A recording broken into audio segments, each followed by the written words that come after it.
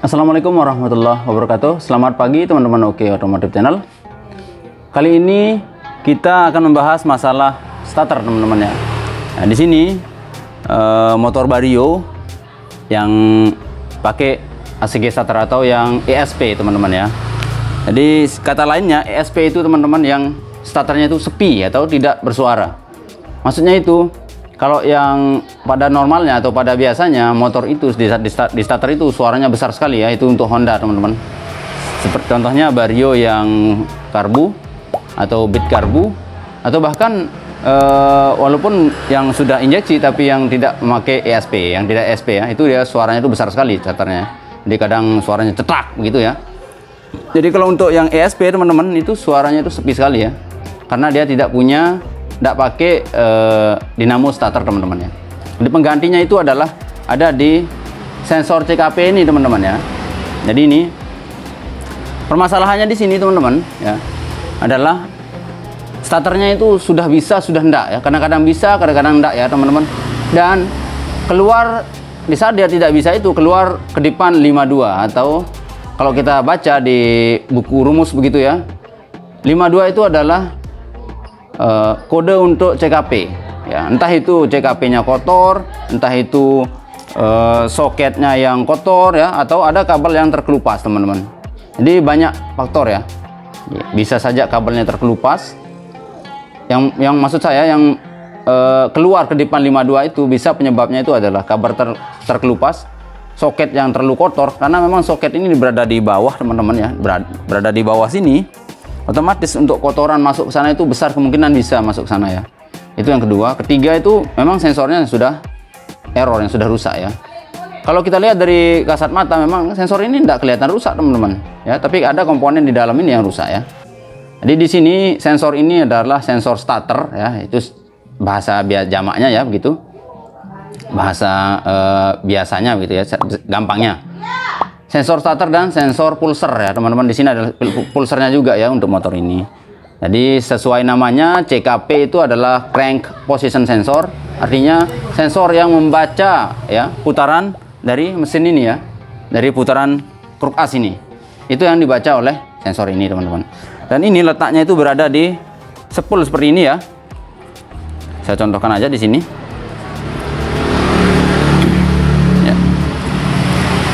Letaknya di sini teman-teman, itu terpasang seperti ini ya. Ya begini teman-teman itu. Jadi menempel pada spool. Oke. Dan sensor itu juga teman-teman, ada sensor CKP yang untuk Honda itu ada yang 3 kaki dan ada yang 4 kaki seperti ini ya. Tapi kalau untuk Vario ini pakai 4 kaki ya, yang begini. Oke teman-teman, permasalahannya itu starter tidak bisa ya, kadang dia mati di jalan teman-teman ya. Itu kalau untuk CKP yang sudah error, nah, kadang mati di jalan, lalu timbul kedipan 52 ya. Itu memang kadang bisa hanya dibersihkan teman-teman, karena kalau dia terlalu kotor, namanya juga di dalam sini ya teman-teman. Jadi di spool ini, di belakang magnet ya, letaknya di sini, ini kelihatan magnetnya aja kotor sekali ya teman-teman yang ini. Karena tergantung jalan ya. Kalau motor itu sering dibawa ke sawah ataupun jalannya itu masih berdebu ya teman-teman, jalan tanah begitu ya. Jadi spool ini akan penuh dengan tanah, dan itu juga dapat mengecoh pulser sensor ini teman-teman, untuk pembacaan cranknya ya, atau pembacaan putaran kruk as ini, putaran mesin lah begitu ya. Jadi hanya dibersihkan aja kadang juga bisa, tapi ini memang pernah kita lakukan pembersihan sekitar seminggu atau 2 minggu yang lalu ya teman-teman, dan waktu itu bisa, ternyata datang lagi dia penyakit yang ini, dan begitu seterusnya. Jadi kalau memang CKP ini sudah rusak ya teman-teman, bisa kita bilang rusak lah begitu ya. Kalau kita reset ya teman-teman, setelah kita reset ECM itu atau ECU-nya, kita reset ECU, maka dia akan hilang kedipan 52 itu. Tapi setelah kita pakai lagi biasanya akan datang lagi teman-teman ya. Jadi kalau untuk permasalahan seperti itu biasanya CKP-nya itu harus diganti ya teman-teman. Memang banyak sih teman-teman yang membongkar ini ya, dia bongkar ganti komponennya aja. Tapi biar lebih cepat kita ganti satu set aja ya teman-teman. Tentunya di sini sudah saya belikan ya yang merek biasa teman-teman. Karena tergantung keuangan ya, tergantung keuangan konsumen. Kalau konsumen kita minta yang biasa ya kita belikan yang murah begitu teman-teman ya. Kalau minta yang bagus ya kita belikan yang mahal begitu. Oke. Ini mereknya Kazuya ya. Oh, Yuzaka teman-teman ya, yang ini. Jadi ini pemakaian untuk Vario 110 Fi 2015-2017. Oke. Sebelum kita pasang teman-teman yang ini ya. Sebelum kita pasang. Jadi nanti setelah kita pasang ya teman-teman, kita reset juga. Kita reset ECU-nya karena error itu akan tersimpan di ECU ya. Kalau kita tidak reset, error itu ibarat sampah ya. Jadi terus menumpuk nanti. Itu dapat membuat ECU kita error. Jadi sebaiknya kita reset. Tapi sebelumnya kita bersihkan dulu ya yang di bagian ruangnya ini teman-teman. Lalu magnetnya kotor sekali, spool juga kotor ya. Ini kita bersihkan pakai kuas saja ya teman-teman. Kita kuas pakai bensin lalu kita semprot nanti bersih ya sampai kering. Oke, kita bersihkan dulu.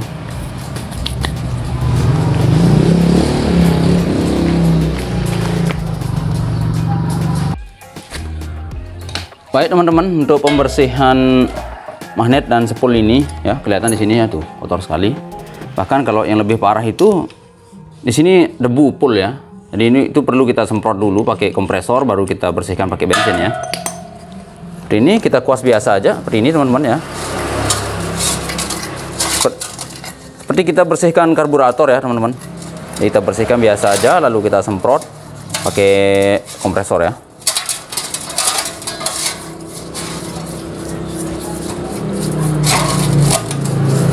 Kalau yang terlalu berdebu dibersihkan dulu pakai kompresor, baru dibersihkan pakai bensin ya teman-teman.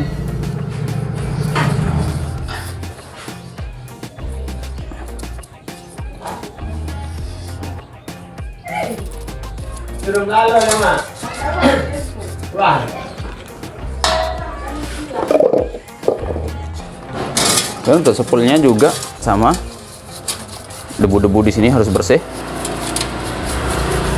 Memang ini seiringnya waktu nanti akan berdebu lagi ya teman-teman. Jadi harus dibersihkan lagi begitu ya. Biasanya kalau saya di sini caranya teman-teman, di saat kita full service motor itu ya, di bagian spool artinya bagian magnet ini saya bersihkan juga ya teman-teman, karena memang jarang diperhatikan tapi vital fungsinya ya. Apalagi yang pakai ACG starter atau yang sudah ESP ya seperti ini. Jadi harus benar-benar bersih ya di bagian ruangnya ini teman-teman, seperti ini ya. Sekarang kita bersihkan juga di ruang yang dalam ini.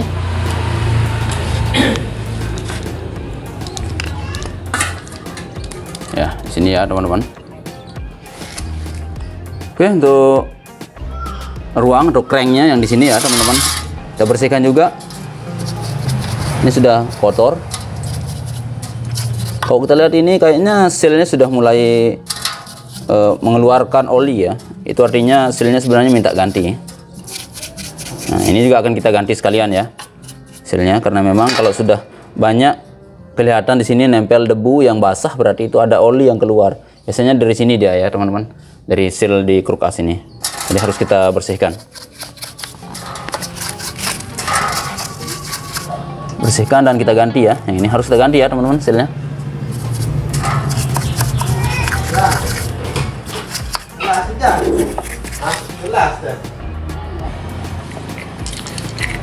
Untuk kotoran yang membandel teman-teman, di sini kita gunakan cleaner ya, seperti ini. Kita diamkan sebentar, baru kita kuas lagi ya. Karena kalau kita gunakan hanya bensin aja itu nggak bisa bersih teman-teman ya. Ini sudah benar-benar ngebandel. Jadi kalau istri kita di rumah biasanya menggunakan daya atau rinso ya, di sini kita gunakan cleaner khusus juga ya. Yang penting tujuannya sama, itu membersihkan. Oke, setelah kita biarkan ini beberapa detik aja sudah mulai dia ya rontok, baru kita kuas lagi ya teman-teman seperti ini.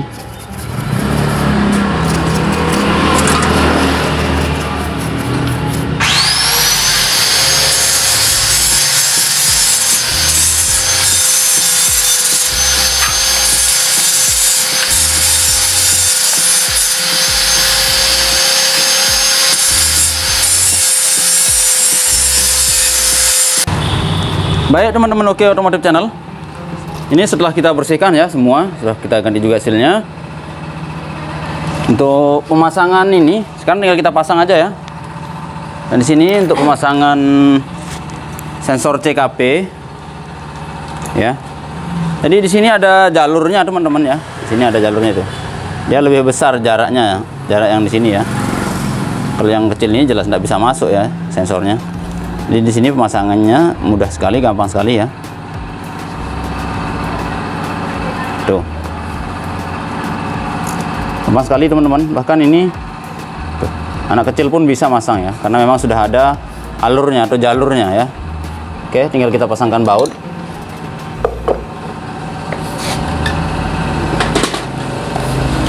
Ya, pemasangan baut sensor ini teman-teman lewat belakang ya, seperti ini. Tuh. Kita gunakan obeng plus atau obeng blimbing, kita bilang begitu di sini ya. Ya.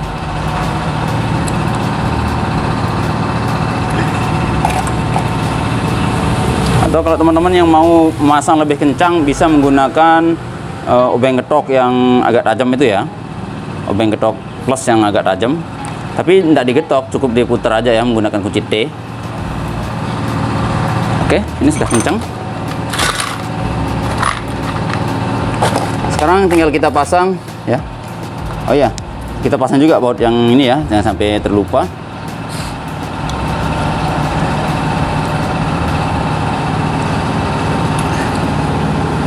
Kayak begini teman-teman,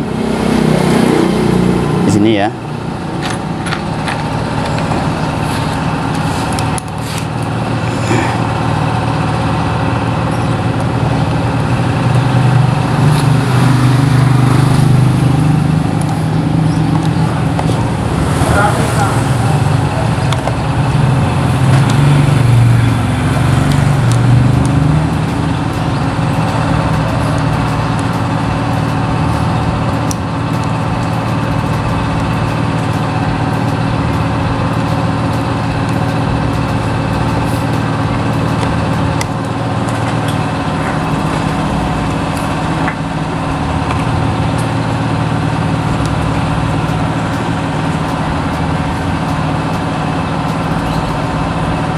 Oke, kita kencangkan seperti biasa aja.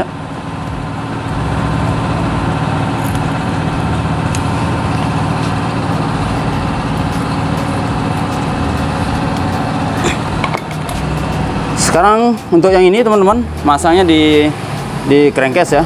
Kita pasang di sana bautnya.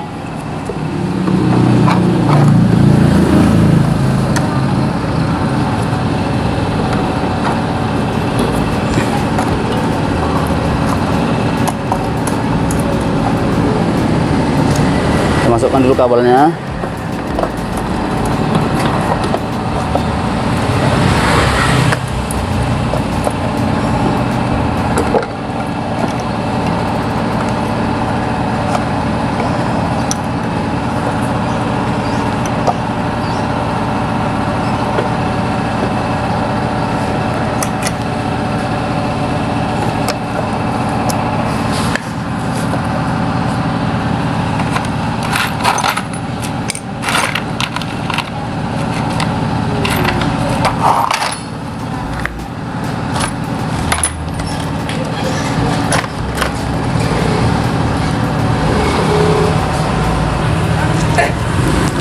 Oke, untuk ini teman-teman, untuk baut yang di spool ini ya.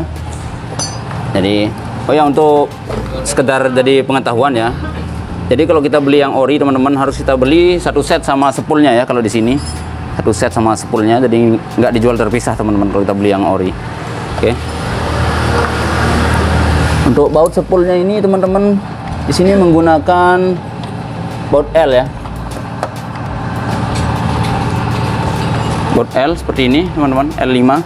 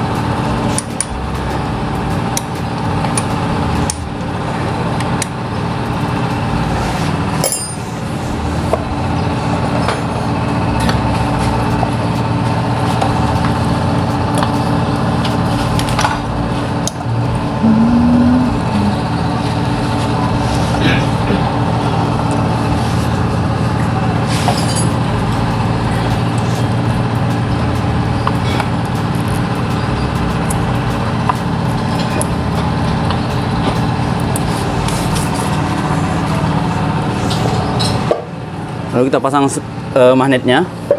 Di saat pemasangan magnet, teman-teman perlu perhatikan di lubang ini ya, lubang dalam magnet ini.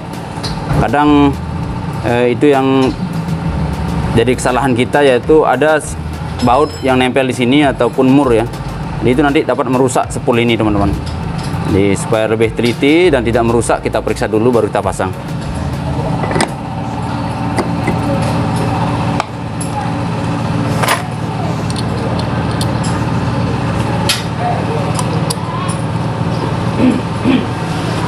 Tidak.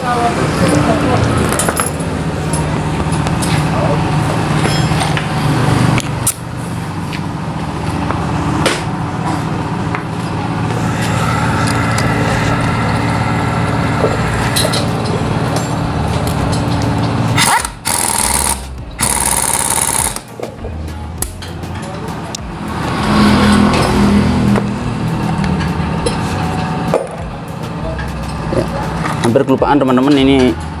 Ini penahan kabel seperti ini. Jadi kalau tidak ditahan ini nanti terkena sama ujung magnet ini ya.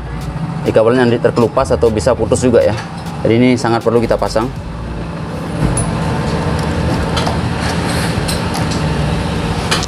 Bautnya itu yang pakai baut 10 gini dan pendek ya.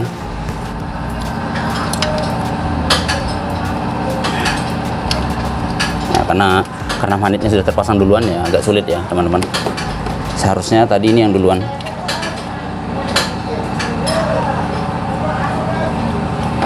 Oke.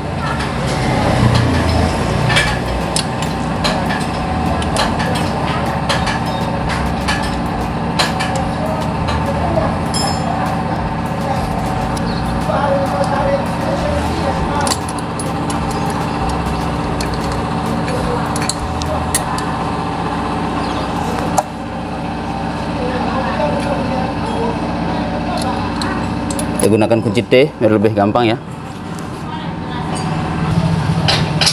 Oke, sekarang penahan kabel itu sudah terpasang, tinggal kipas. Di sini di saat pemasangan kipas, teman-teman jangan sampai salah bautnya ya. Jadi kalau bautnya itu kepanjangan, bisa nanti kena ke spool, putus juga ya jadinya spool.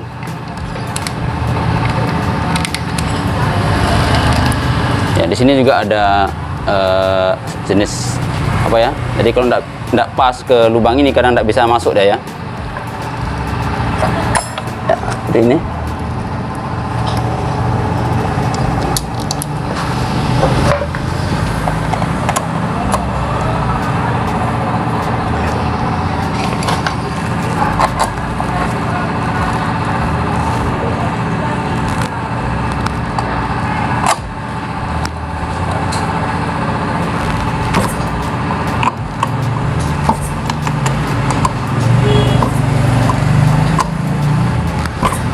Kita getok sedikit menggunakan tangan kita, JT ini ya.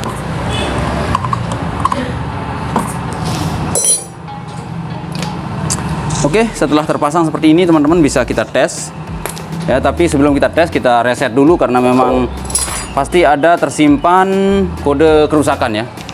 Oh ya, kita pasang dulu soketnya yang belum kita pasang ya. Soket yang tadi itu belum kita pasang, saya pasang dulu ya.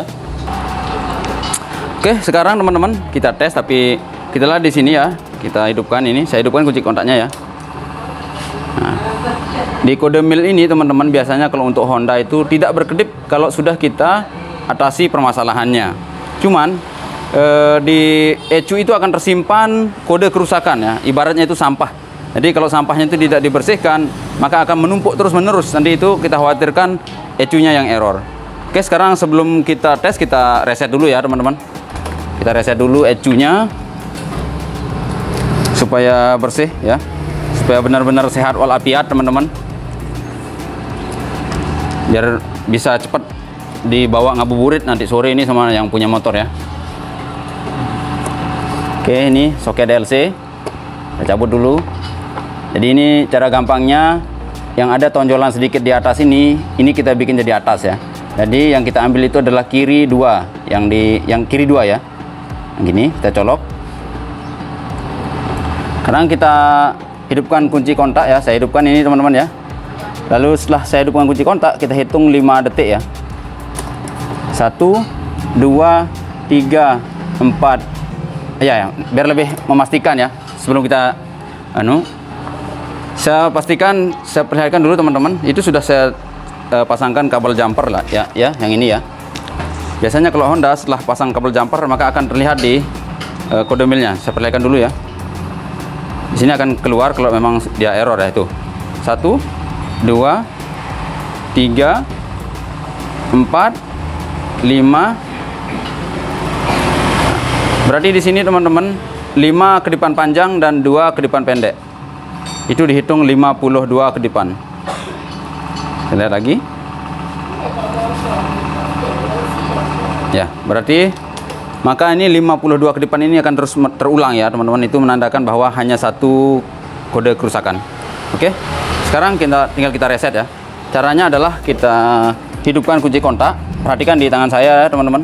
Jadi yang tangan kanan saya ini saya hidupkan kunci kontak, teman-teman ya. Oke, 1 2 3 4 cabut, 1 2 3 4 pasang. Oke, kita lihat di kode mil.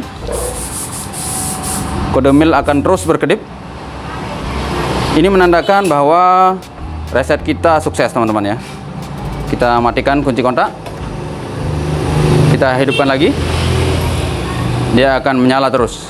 Artinya tidak berkedip ya. Itu menandakan reset ECU kita sudah sukses ya. Oke, kita matikan dan kita cabut jumper. Lalu kita tes hidupkan ya, teman-teman.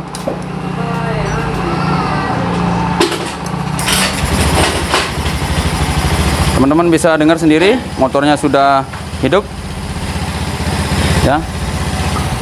Mudah-mudahan ini terus normal jaya ya, teman-teman, nggak ada kendala lagi. Oke. Sekarang tarikan gasnya juga enteng, teman-teman ya, karena memang sudah tidak ada masalah lagi di sensor CKP. Oke teman-teman, semoga videonya bermanfaat ya. Jangan lupa like, komen, dan share. Bagi yang belum subscribe, silahkan tekan tombol subscribe-nya ya, aktifkan notifikasi loncengnya agar bisa terhubung dengan video-video kami yang terbaru. Sekian, wassalamualaikum warahmatullahi wabarakatuh.